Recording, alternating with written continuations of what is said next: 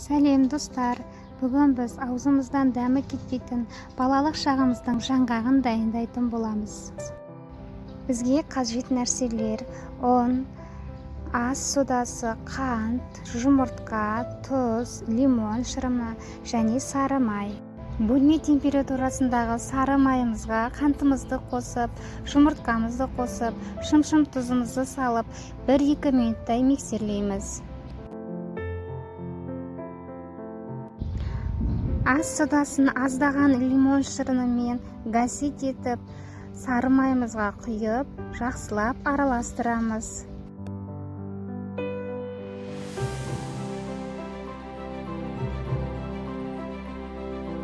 Өткізілген ұнымызды 2 бөлшекке бөліп отырып, миксерлей отыра, әдемі қолға жабыспайтын жұмсақ қамыр илеп аламыз.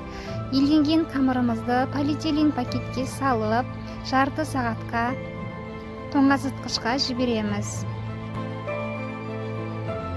Тоңазытқыштан шыққан қамырымызды әрқайсысын 7-8 грамдай етіп бөлшектерге бөліп, дөңгелектеп, алдын ала қызып тұрған формамызға қызартып отырып пісіріп аламыз.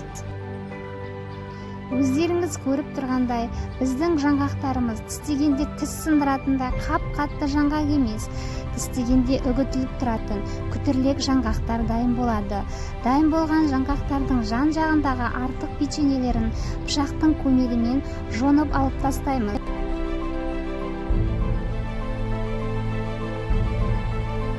Енді жаңғағымыздың салмасын дайындаймыз.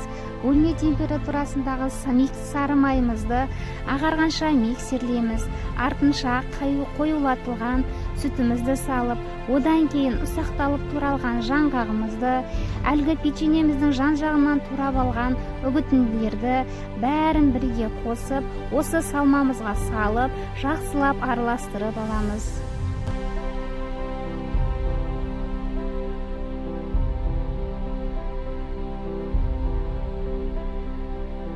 Дайын болған салмамызды жаңғақтарымыздың арасына толтырып шығамыз.